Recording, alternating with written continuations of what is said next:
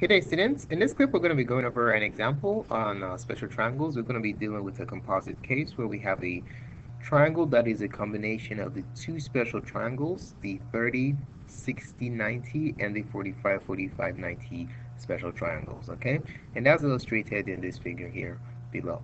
So the instructions are for us to find the values of x and y, right?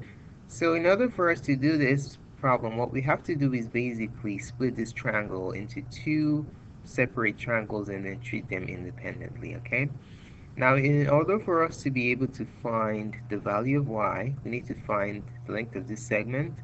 Since we already have x taken, how about we call this segment A? And then we have to find the length of this segment. And how about we call this B? And then we can call this segment right here C. All right? So in order to find y, we need to find A and B combined. All right? And then we have another triangle here. So let's go ahead and draw these two triangles separately. I'm just going to make a rough sketch on the right side. So let's say we have this is the 30, 60, 90 triangle. Let's put it right here. All right, let's focus on this one first. We need to find this portion. How long is this segment, this portion of y right here, so that we can then shift our attention to B and then go from there, right? So how long is that portion? So this is 18. We know that the hypotenuse is 18. This is a 90-degree angle. This is 30. If this is 30, then this angle here must be 60 degrees. So this is a 30, 60, 90 triangle. This side is A, and this side here is C. It will be beneficial for us to find the measure of C because in this other triangle we know the measure of no sides at all, and we need at least one side in order to be able to find the other sides using the special triangle. Alright, so let's find A and C in this triangle right here.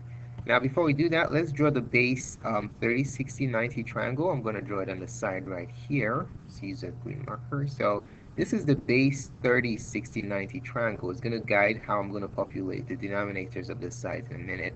So the base 30, 60, 90 triangle is as follows. Opposite, the bigger of the two angles that are not right is 60 degrees, and then opposite that side is √3. And then opposite the smallest angle, 30 degrees, is 1. And then opposite the hypotenuse is 2. All right, this is the base 30, 60, 90 triangle. Okay, this is the model that we use to create the other one. So this is similar to this, is scaled up by a certain factor. All right, so what I'm going to do is I'm going to set it up as follows. Underneath the 90-degree angle, the side opposite the 90-degree angle, I'm going to put a 2 because you notice that there's a 2 opposite the 90-degree angle in the base triangle. Opposite the side opposite the 60 degrees, I'm going to put it over √3. And then opposite the 30 degrees, I'm going to put it over 1. Alright, so let's find A and B. So let's start off by let's find A. Okay, so to find A, we're going to set the ratio that we are missing a side that we have a variable in with the ratio that has no variable at all, which is this ratio right here.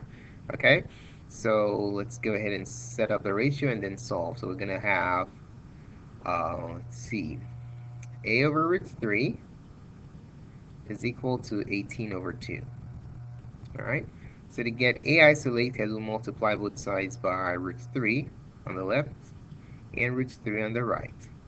And while doing that, we can also see here that these two divide out, okay? So this √3 and √3 divide out, 1 and 1. And then we're left with A on the left side equals, now on the right side, 2 goes here 1, and then 2 goes here 9 times. So we have a side measure of A being equal to 9 √3, okay? All right, now let's go ahead and find C. Find C. All right, to find C, we're going to set up the ratio that involves C. C over 1 equals the ratio that we know the values of both sides, 18 over 2. 18 over 2. All right, let's go ahead and solve for c. C over 1 is just c. 18 over 2 is 9. Okay, so we have c and a. All right, so let me box them, and then I'm going to be putting them back into the triangle in a minute so we can know where we're at.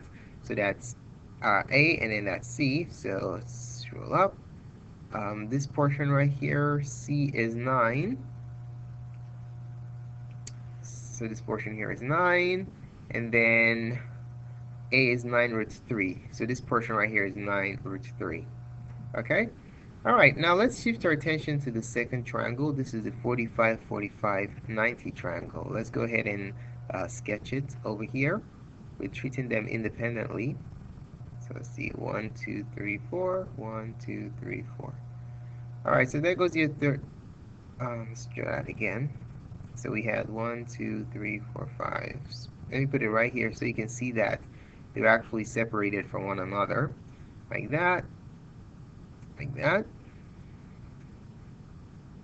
All right, so there goes the 45, 45, 90 triangle, this portion of this whole composite triangle. All right, so we have 45 here, and then this side is x, and then we agreed to call this side b, right? What is the measure of this side? It's c, but we already know what c is. What is the value of c? C from the other triangle we're able to determine is equal to 9, okay? All right, now to solve this triangle for x and b, we're going to create our base triangle, the base model for the 45 and 45, 90 triangle. Let's put it on the side right here, and then it will guide how we can populate the denominators, all right? So I'm just going to draw a little base 45, 45, 90 triangle right here. Okay, and then we have, this is 45. This is 45 right here, and that's 45. Opposite the 45s, we have 1, so this is a 1, and this is a 1, and opposite the 90 degrees, we have root 2. All right, so there goes your base 45, 45, 90 triangle. All right, so what does that tell me here? The side opposite 45s are 1, so 9 is going to be over 1, b is going to be over 1, and then the side opposite 90 degrees is root 2. Okay, so put this over root 2. All right, so this is what we get because the two triangles are similar. So let's start off by finding b. So let's find b. Find side b. To do that, we're going to set up the ratio that has a variable with the ratio that doesn't have any variables at all, which is 9 over 1. Set both of them equal to that, all right? So to find b, we're going to set the ratio of b over 1, all right? And then equals 9 over 1. b over 1 is just b, 9 over 1 is just 9, so there you have it. All right, so now let's find x. To find x, what we're going to do is set up the ratio x over root 2 is equal to 9 over 1. To get x isolated, we'll multiply both sides by root 2, root 2, root 2, and then these root 2's cancel out. The final answer, x, is going to be equal to 9 root 2. So those are the measures of the sides of the 45, 45, 90 triangle. Okay, so let's put that back in there. B turns out to be the same as C. B is 9. Let's put that there. So this portion right here is 9. And then X is 9 root 2. Is that what we got? Yes. X is 9 root 2. All right. All right, so the question asks us to find x and y. So we can see from this shape that x is equal to 9 root 2. And then y is actually a sum of this base of this 30, 60, 90 triangle and the base of this 45, 45, 90 triangle. So it's going to be the sum of these two combined. So that answer is going to be 9 plus 9 root 3. All right, so that's the measure of the sides of this composite. All right, let's take a look at question number 13. So in this question, it says which quadratic equation has roots -8 and -4. Alright, so the easiest way to see which of these has these roots is to generate the equation of a quadratic that has -8 and 4 as roots, okay? So in order to do that, what we're going to do is start with the roots. X equals -8 and x equals 4. X equals -4, set both of them equal to 0, so we add 8 to both sides here. So we have x plus 8 equals 0. And in this one, we add 4 to both sides, and we have x plus 4 equals 0. Now, the reverse of the zero product property gives us x plus 8 times x plus 4 equals 0. So it looks as though we're doing the reverse process of solving a quadratic equation, okay? So what we'll do here, we're going to distribute. So for this out, we have x squared plus 4x plus 8x, first outer inner and then last, plus 32 equals 0. And then we'll combine the middle terms. We'll have x squared plus 12x plus 32 equals 0. All right? So the question is, which of this equation matches with this? We can clearly see that option letter E is automatically a match, so that's good. So this is a multiple response question, so there could be more than one correct answer. All right, let's start with option A. Take a look at option A. We have x squared plus 5x minus 2 is equal to -7x minus 34. So we want to put this in standard form, okay? So to accomplish that, we'll just simply add 7x to both sides and also add 34 to both sides. So our final answer, when we combine these terms, is going to be x squared plus 12x, and you subtract these two plus 32 equals 0. All right, so that's the answer we have. And we can see that this clearly matches with the original equation. So option letter A is a match. All right, so since the equations match, that means these will also be the roots of this, okay? Now let's take a look at option B. Option B, we have x squared plus 5x equals 7x plus 32. So what do we do here? We place this in standard form just like this and see if we have a match, all right? So to do that, we'll subtract 7x from both sides and subtract 32 also. So subtract 7x and subtract 32. All right, so let's go ahead and do that. On the left side, we're going to have x squared. Combine 5x minus 7x will give us -2x. And then minus 32 is a constant, so we can combine it here. So we'll put it on the side, minus 32. On the right side equals 0. Does this match with that? Absolutely not. So question B, equation B does not have the roots of -4 and -8. Now let's shift our attention to option letter C. Option letter C is already in standard form. Let's go ahead and write it down again.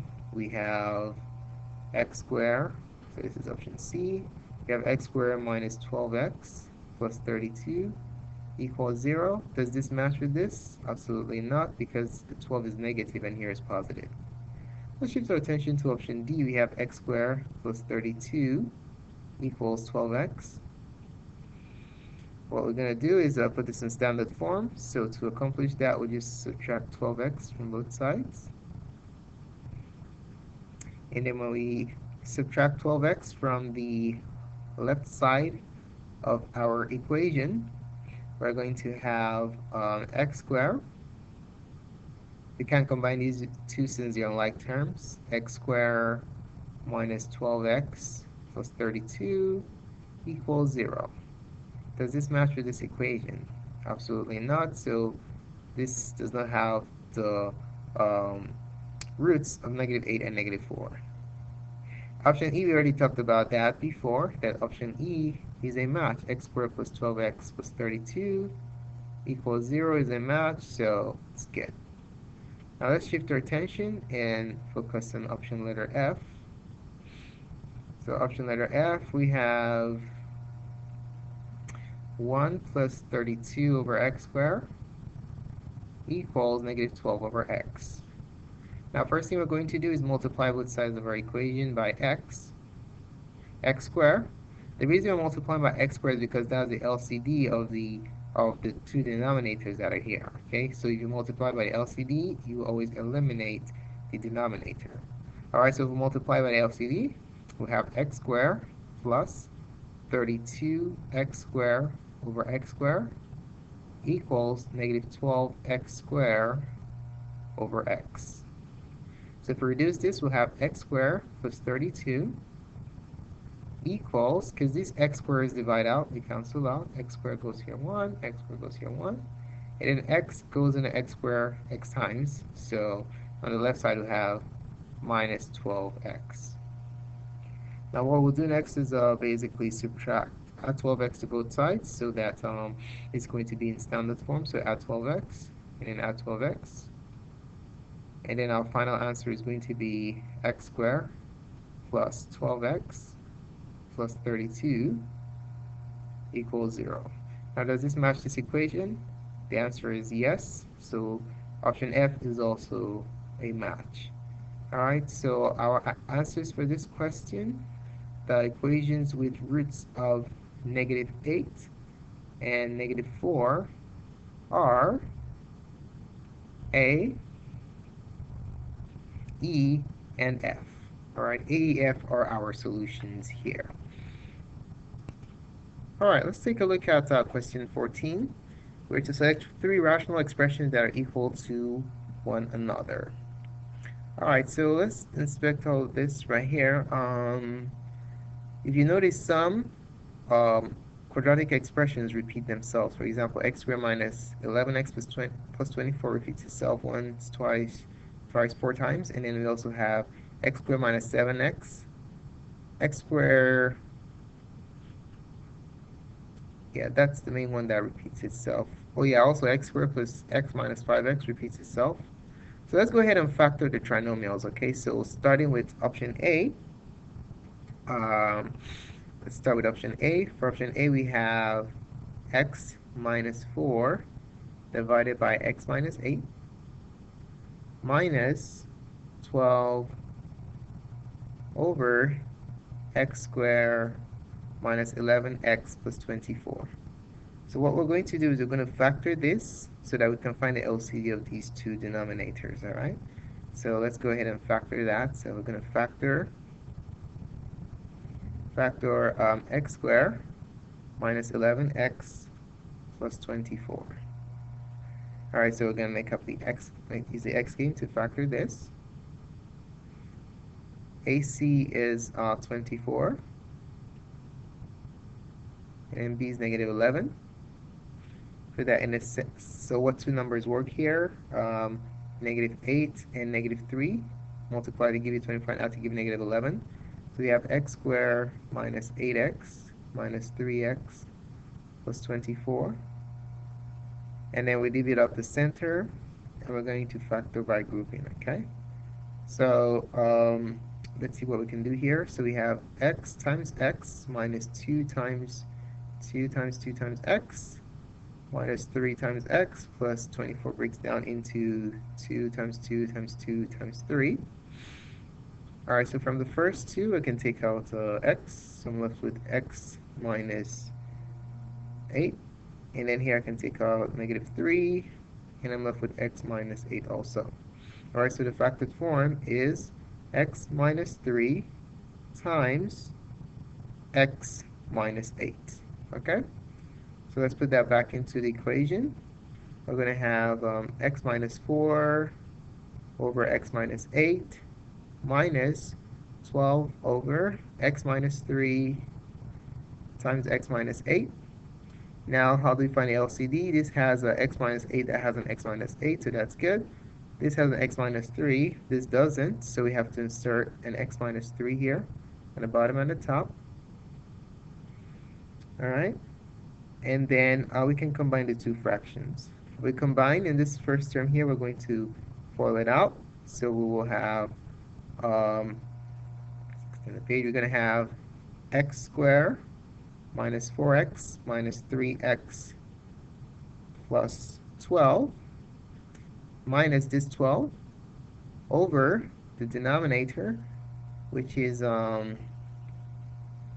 x minus 3, x minus 8, x minus 3 times x minus 8.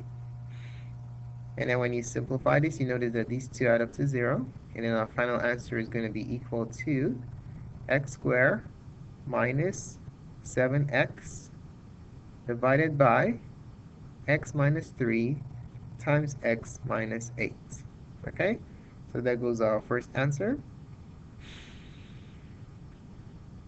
All right, let's shift our attention to the B.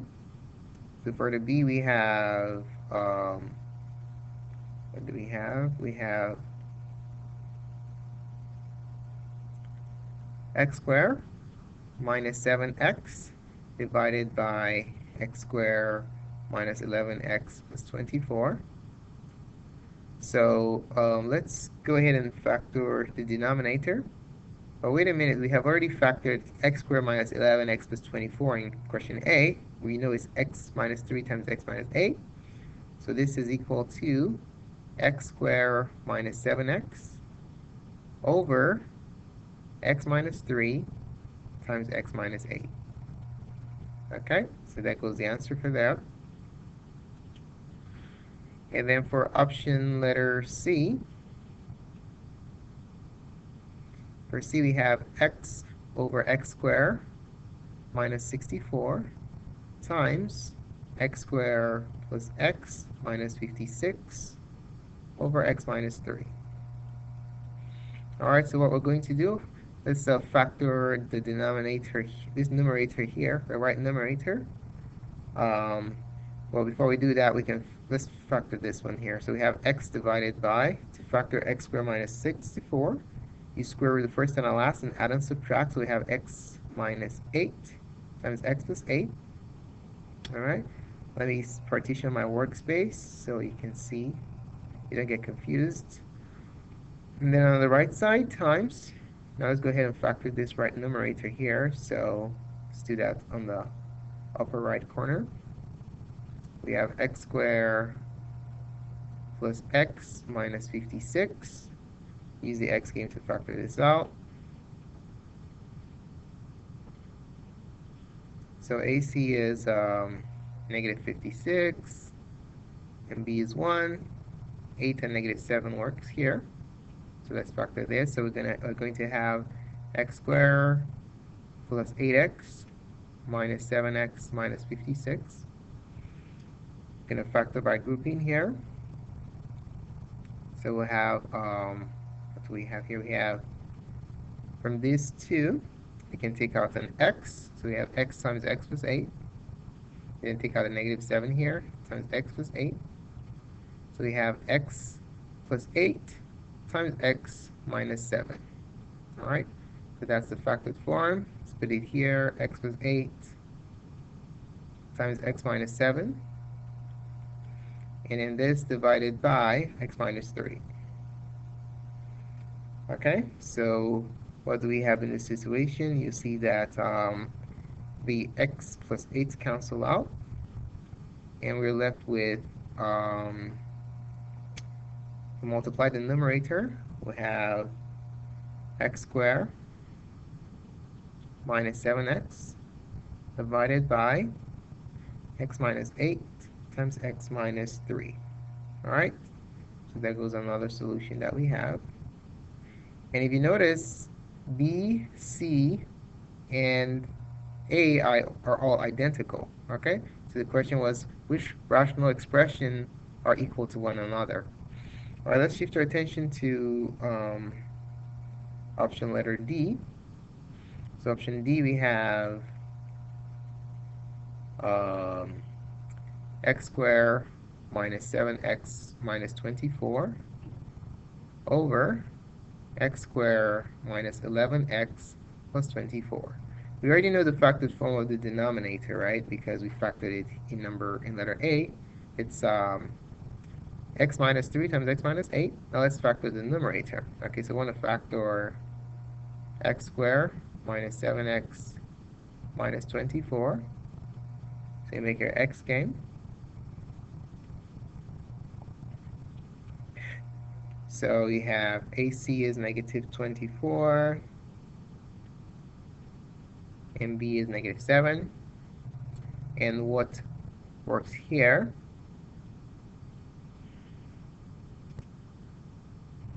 So let's list all the factors of 24. So we have what do we have for 24? 1 times 24, 2 times 12, 3 times 8, 4 times 6. Okay, so which of these pairs will yield 7 upon combination? Let's write this again. So 3 times 4, 3 times 8, and 4 times 6. I have a complete list. Okay, so none of these pairs will give us 7. So that means this is prime. All right. So for option D, we have the simplified form is x squared minus 7x minus 24 divided by, if we factor that, it's going to be x minus 3 times x minus 8. We already found that out. X minus 3, x minus 8. So does this match with the other ones? The answer is no. So this is not a match. Okay, it's not the same as the others. All right, let's take a look at option E. So for option E, we have what do we have for option E? We have a division problem for option E. We are to divide x over x squared minus 64. That divided by x squared plus x minus 56 over x minus 3. Okay, so to divide, you're going to multiply the first one by the reciprocal of the second. So this is going to be x over, if we factor the denominator, we'll have x plus 8, x minus 8. Division becomes a times, reciprocate this, you have x minus 3 over. If we factor this, we already know what the factored form is. Let's see, what was it? We did that in part C. Is x plus 8 times x minus 7. So it's x plus 8 times x minus 7. All right. And let's see, do we have anything canceling out here for option letter E? The answer is no. So our answer is going to be, for E, is going to be x times x. Oh, let's just expand it.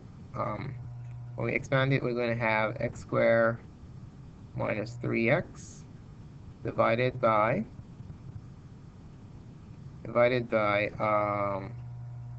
x plus 8 squared times x minus 8 times x minus 7. And this doesn't match the other two, so this is not an answer also. All right, lastly, let's take a look at option F. For option F, we have, let's see, for option F, we have an addition problem. So we're supposed to do x minus 4 over x minus 8 plus 12 divided by x squared minus 11x plus 24. All right, so we're going to have x minus 4 over x minus 8. So we need to factor this.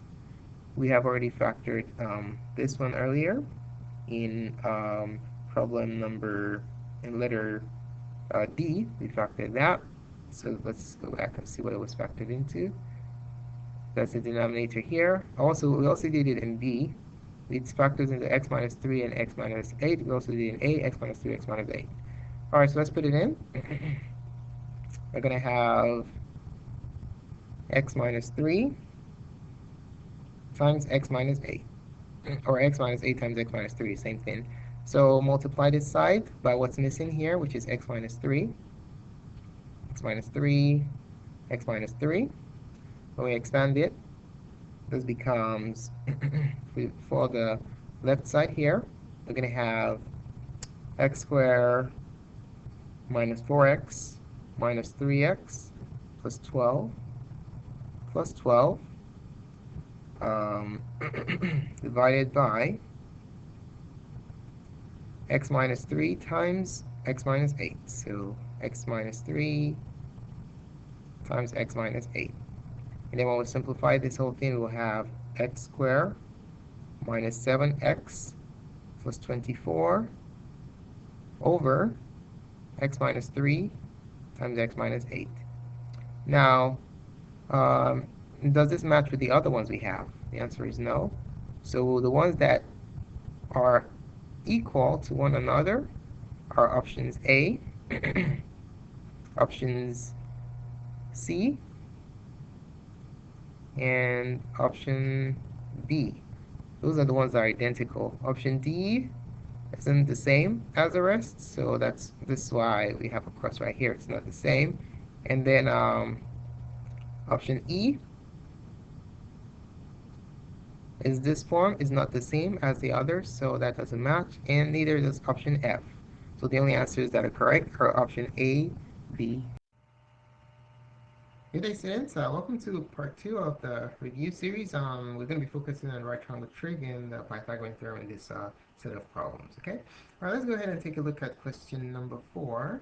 It says a new pipeline is being constructed to reroute oil flow around the exterior of a national wildlife reserve. The plan showing the old pipeline and the new route is shown below. About how many extra miles will the oil flow once the new route is established? So this is the reserve right here, the preserve, sorry. This is the preserve right here. So we have a rerouting taking place. So this is a new route, and this is the old route. The new route is a little bit longer. So the question is, after this new route is completed, how many extra miles will the oil flow? Okay. So in order to determine how much longer the new pipeline is, we need to figure out the length of the old pipeline. Okay. So we know that the new pipeline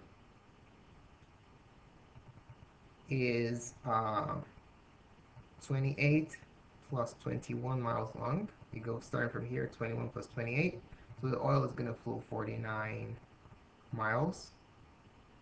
For the old pipeline, we don't know what it is, but since this is a right triangle, we can use Pythagorean theorem to simply figure out what the length of the old pipeline is, okay? So how about we just make a sketch of the triangle, and then we're going to put in the measures and figure out the length of the old pipeline, okay? So there goes a right triangle right there. This is a right triangle, the 90-degree angle. So opposite the 90-degree angle is the hypotenuse. I'm going to call this C, and then call this A, which is 28, and then let's call this B. Now, whenever you're using Pythagorean theorem, the legs do not matter how you label. It doesn't matter how you label the legs, but the hypotenuse is always C. So you gotta keep that in mind. All right. So C is actually the length of the whole pipeline. So to figure that out, let's write down the Pythagorean theorem. C squared equals A squared plus B squared. So we have C squared equals 28 squared plus 21 squared. So we have C squared equals, let's plug that into our calculators and see what we get. So C, 28 squared plus 21 squared is 1225. Okay, so C squared is 1225. So to get C, all we'll just simply do is we're going to take the square root of both sides. So take the square root of that and the square root of that. And we have C equals, well, let's see, what is the square root of 1225? So square root, I'm going to insert the answer using second function negative, 35. Okay, so C is 35. All right, so the old pipeline is 35 miles long. All right.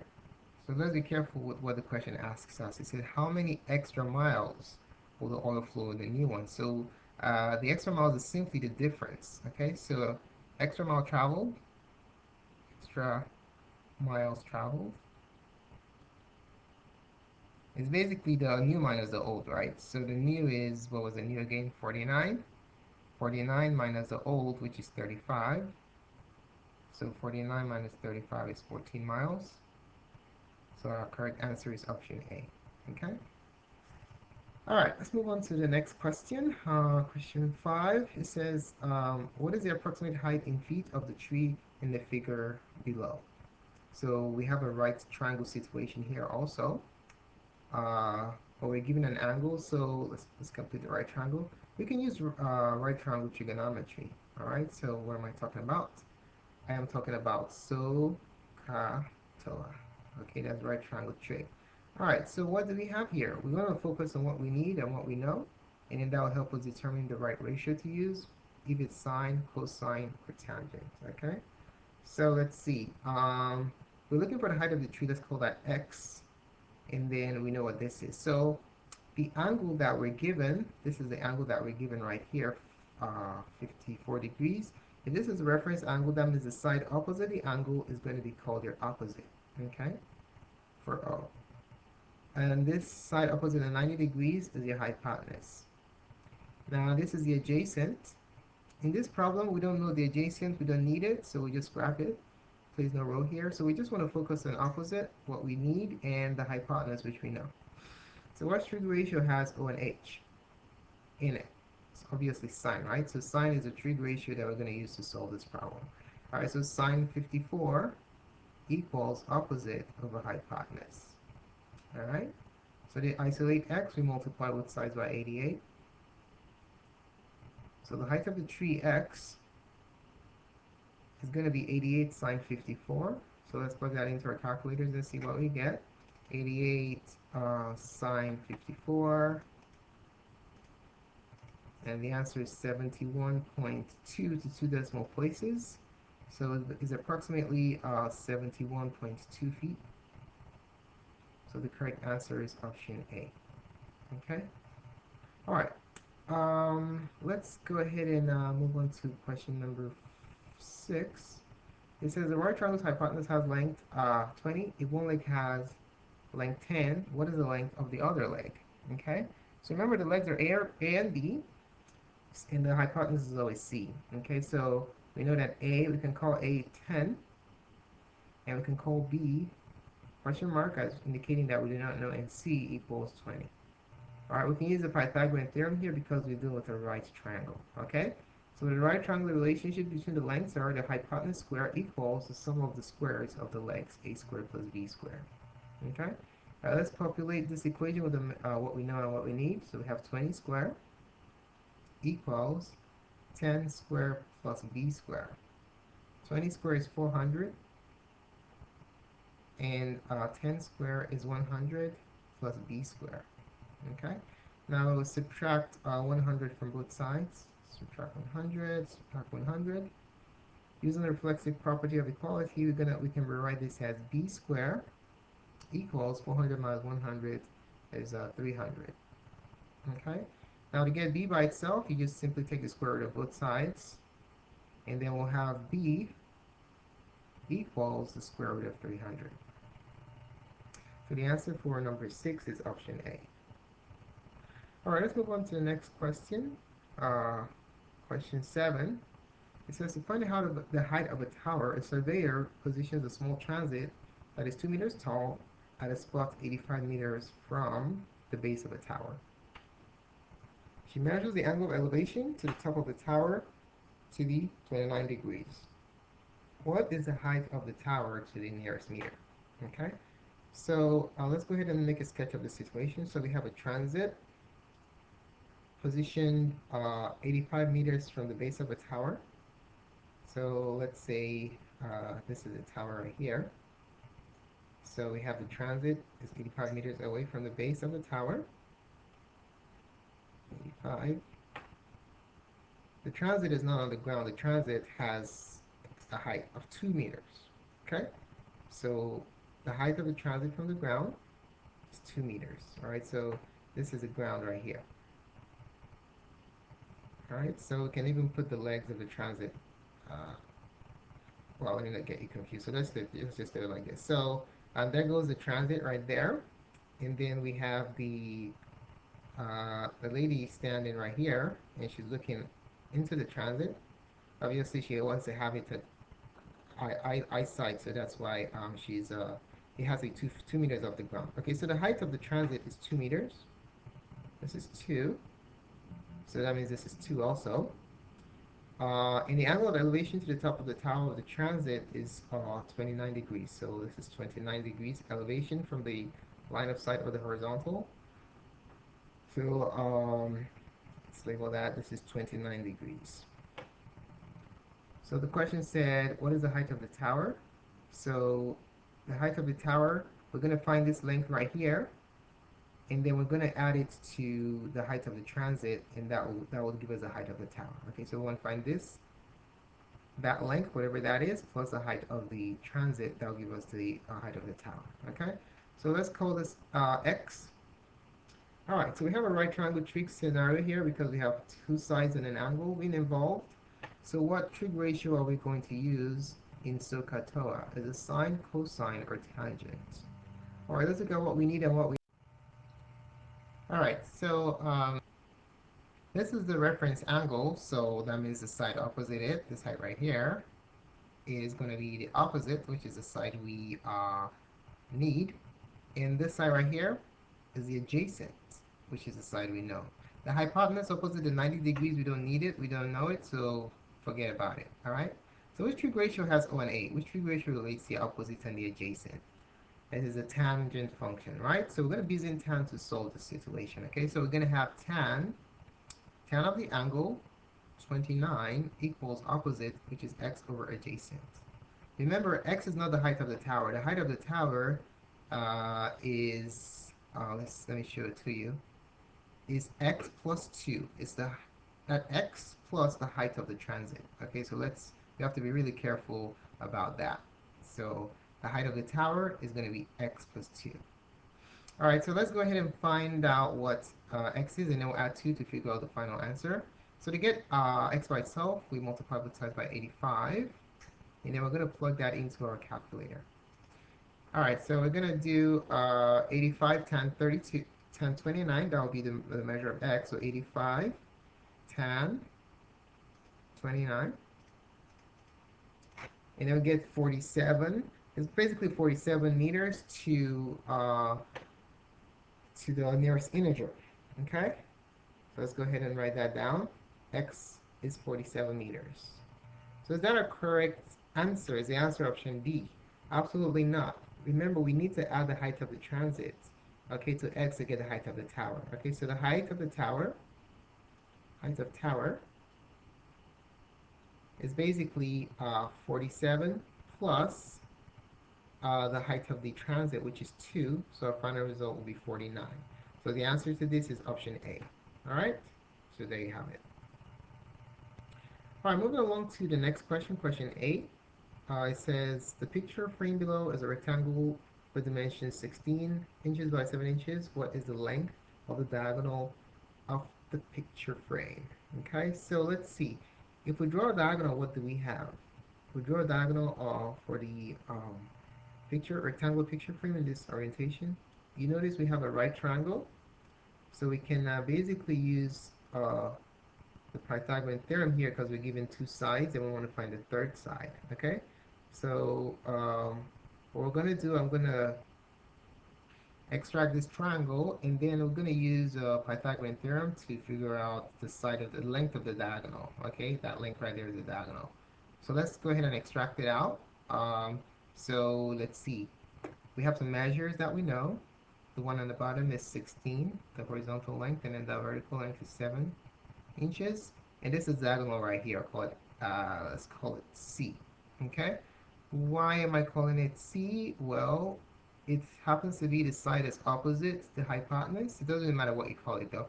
So it's opposite the 90-degree angle. So this is the hypotenuse, and the hypotenuse using the naming system of the Pythagorean theorem is always C. Okay, so I'm going to call this A and B. Remember the legs, the labeling of the legs are interchangeable. I can call this A and B and I'll still be correct. Okay, so C is the diagonal. So we're going to use the Pythagorean theorem. C squared equals A squared plus B squared. And then we're going to have C squared equals 7 squared plus 16 squared. All right, let's plug that into our calculator and see what we get. Okay, so we have 7 square plus 16 square, which is 305. So C squared is 305. Let's write that down. C squared is 305. So C is going to be the square root of both sides. So let's root both sides. So C is root 305. Okay, so C equals root 305, and that's the length of the diagonal. And the answer is option C. All right, moving along to the next question. Question 9. It says, triangle JKL is shown below. Which equation should be used to find the length of JK? Okay, so let's see. We're looking for the length of JK, so how about we call that X? This is the segment that we're looking for. All right, so now let's label. This is a right triangle. We have an angle, so we can use right triangle trig here. So katoa. So let's see which one can we use. So let's see. We're going to label what we need and what we know, and then that should help us determine the right ratio to use, the right function to use. Since this is the angle under consideration, the side opposite that angle is going to be your opposite. Okay? And then this side right here is opposite the 90-degree angle. The longest side of the triangle is your hypotenuse. So which trig ratio relates O and H? It's sine, right? So we're going to go sine of the angle, sine 33, equals opposite of a hypotenuse. All right? So to get x by itself, we'll multiply both sides by 34. 34, 34, and then we have x equals 34 sine 33. Let's plug that into our calculators. 34 sine 33. Final answer is, well, actually, we don't actually have to solve it. We're just supposed to just set it up, right? I'm doing extra here. So let's see, if we just want to focus on the setup, there goes the setup right there. Sine 33 equals x over 34. X is jk, right? So let's go ahead and make use of that. Erase the other stuff. They're not necessary. All right, so take that out, take that out. So we have, the answer is going to be sine 33 equals x is jk over 34. Okay? Sine 33 equals jk over 34. Final answer is option D. All right? Okay. Now the last question, question 10, it says, what is the approximate value of x in the triangle shown? So this is a right triangle trig problem again, because we have two sides and an angle.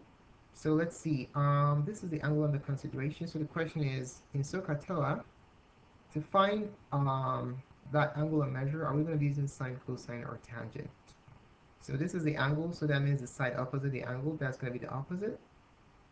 And the other side we know is opposite the 90 degrees, which automatically makes it the hypotenuse. All right, so which trig ratio relates O and H, opposite and hypotenuse? It's sine, right?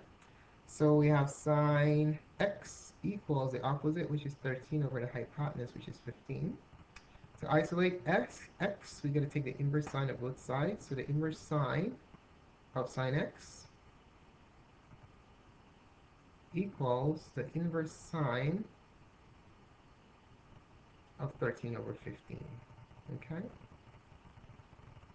All right, so this cancels out. So we have x equals the inverse sine of 13 over 15. Let's plug that into a calculator and see what we get. Second function sine gives us the inverse sine of 13 divided by 15. Answer is 60.073 to the nearest decimal place.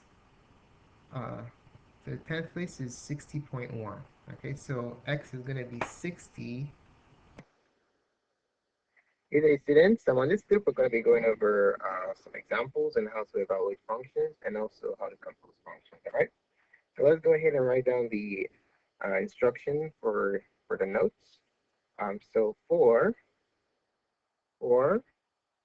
f of x equals 2x squared plus 3x minus 1, and g of x equals 2x plus 2.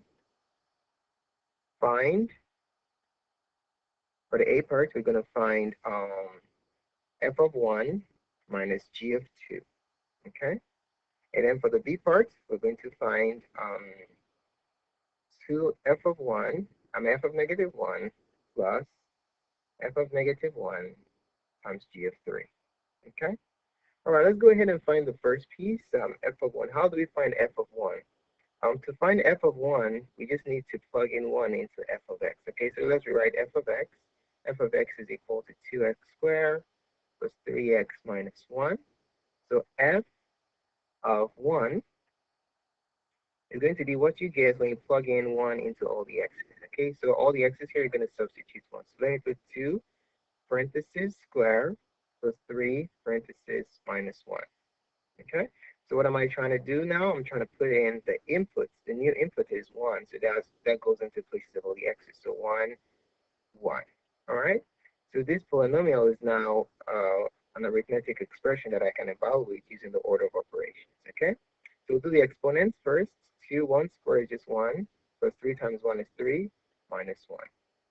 It will simplify further. 2 times 1 is 2, plus 3, minus 1. 2 plus 3 is 5, so in this case, we're going to have 5 minus 1. What is 5 minus 1? 5 minus 1 is 4, okay? So that is f of 1. So f of 1 is 4. Now, what is, so let's write it down here. F of 1 equals 4. And now I want to look for g of 2. So to find out what g of 2 is, let's write down what g of x is, all right? The original function is 2x plus 2. So g of 2 is basically what you get when you plug in 2 for all the x's. Okay, g of 2. And on the right side, I'm going to write 2 parentheses plus 2. All right? So what am I getting ready to do here? I'm getting ready to plug in 2 into the x. There's only one spot for the x, so I just put 1, 2 here. Okay? Now we now have an arithmetic expression. Let's evaluate that. On the right side, 2 times 2 is 4. 4 plus 2 is 6. Okay? So g of 2 is 6. Now that we have f of 1 and g of 2, we can now compute what the original question asked us to do. So it's f of 1 minus g of 2. So f of 1 minus g of 2 equals 4, because f of 1 is 4, minus 2, minus 6, because g of 2 is 6.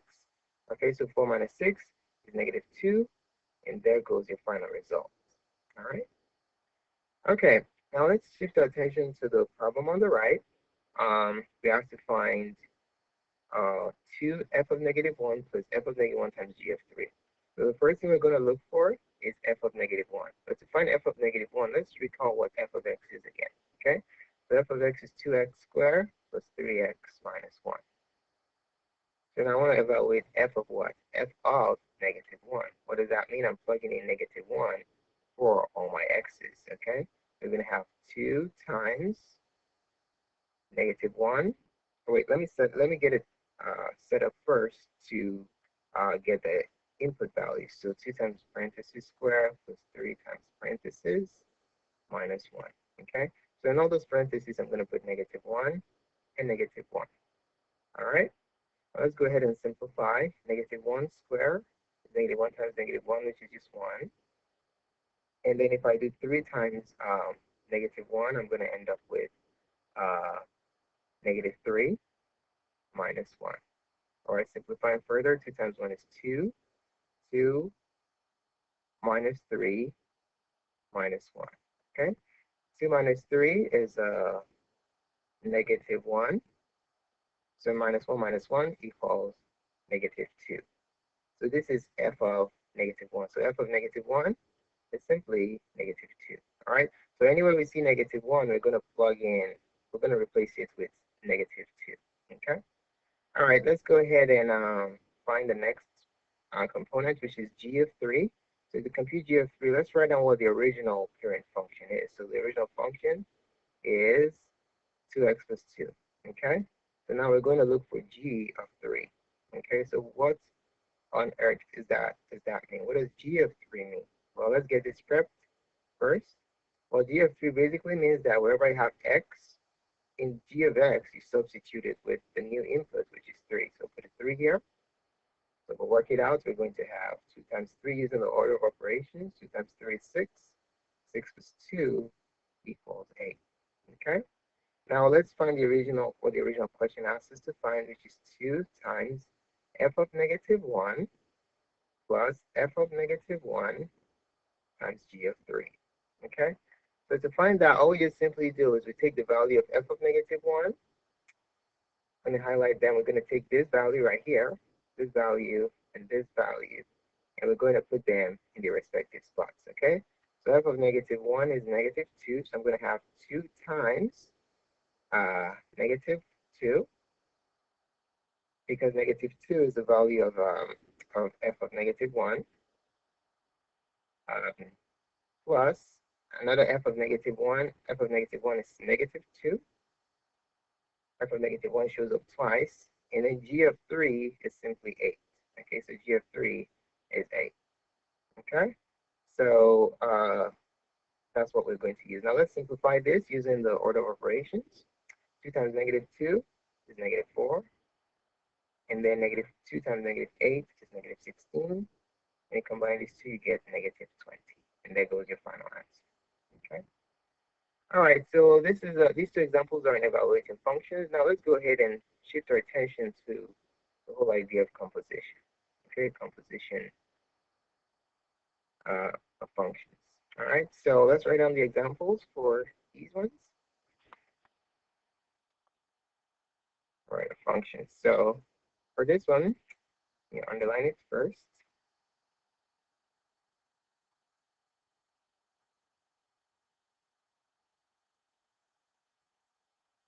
All right, so the instructions are as follows. For f of x equals 2x squared plus 3x plus 1. G of x equals 2x plus 1. And h of x equals x squared plus 2x. Find f of g of x and h of g of x. Okay? Let's do the first part, f of g of x. So how do we find f of g of x? Well, if you take a look at this, you notice that this function on the outside that comes first is the parent function, and g is the input function. So we're plugging in g into all the x's in f. So whenever I have x in f, you're going to plug g into that. All right? So how do we set it up so we don't get confused? What we do is we first of all write down the parent function f of x, which is 2x squared plus 3x plus 1. Now we're going to get this function prepped for an input, okay? So how do we get it prepped? You clear out all the x's. The name of, we're going to write f of parenthesis equals 2 parenthesis square plus 3 parenthesis plus 1. Okay, what did I just do? All the x spots here, all the x's, I cleared them out and replaced them with parentheses, okay? Now the name of the input function goes on the left and the value goes on the right, okay? So what is the input function? Let's write it on the side here. Is g of x, which is 2x plus 1. Okay, so the name is g of x, and the value is 2x plus 1 that goes on the right side. So you have 2x plus 1, and then 2x plus 1. All right, let's simplify this. Now we're going to simplify this using the rules of algebra, simplifying the algebraic expression. So to simplify this, we're going to write 2 times 2x plus 1 times 2x plus 1. It's written twice because of the square. What square mean? It means you multiply something by itself. On this side, we're going to distribute the 3. So that's going to give us 6x plus 3 plus 1. Okay. Now for this two quantities here, we're going to expand it by doing the first outer, inner last. Just FOIL it out. Just keep the 2 first because we get to do the exponent first by FOILing before we multiply by 2. Okay. So for FOIL this out, we're going to have 4x squared plus 2x plus 2x plus 1 plus 6x and then we can combine these two. 3 plus 1 is 4. Okay? Now let's simplify the quantity in this parenthesis before we distribute, or you could distribute, it doesn't really matter. So let's simplify first. We're going to have 2 times 4x squared, 4x squared plus 4x plus 1 plus 6x plus 4. And then when you distribute 2 to all these 3 terms, we're going to have, we're going to have, we're going to have 8x squared plus 8x plus 2 plus 6x plus 4. Okay? Now let's combine like terms. We have 8x squared by its own is the only second degree term that we have there. We have 2 first degree terms, namely 8x and 6x. If I combine 8x and 6x together, I'll have 14x. Okay? And next thing I can combine is 2 and 4. They're the 0 degree terms. 2 plus 4 is 6. Guess what? This is f composed with g of x. Okay? So there goes your first answer. Go ahead and box that. All right. Now let's do the second part. We're asked to find h of g of x. Okay? So let's write that down. H of g of x. So let's take a look at this. Which is the parent and which is the input? If you notice that h is on the outside, g is on the inside, h comes first. This comes next. So this is the parent and that's the input. So what this command is telling us to execute, or what this operation is asking us to do, is to plug g into h. Okay? Anyway, you have x in h, you plug in the value of g of x. All right? So let's refresh our memory by writing down what the parent is, identifying the parent, which is h of x, which equals x squared plus 2x. All right? So we're going to write h parenthesis equals parenthesis square plus 2 parentheses. Now something is about to happen to h of x. Why did I clear out all the x's from h of x? Well, it's because it's about to get an input function, namely g of x. So let's identify the input function before we make the substitution. G of x is 2x plus 1.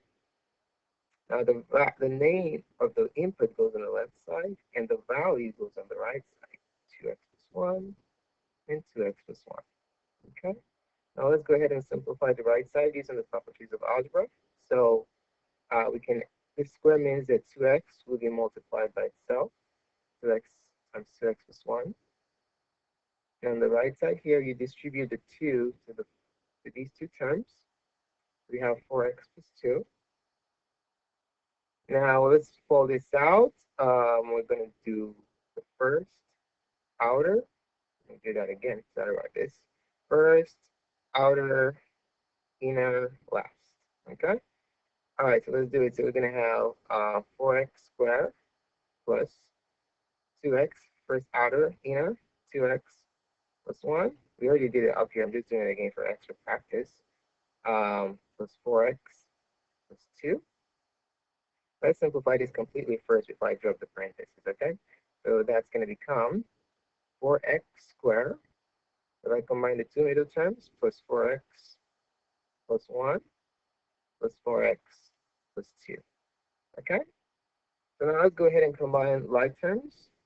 So we're going to have the only second degree term is 4x squared. So let's bring it down.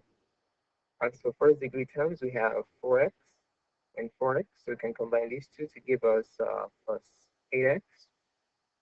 And then the 0 degree terms are 1 and 2, the constants. 1 plus 2 is 3. So there goes your h of g of x. Okay? So there you have it.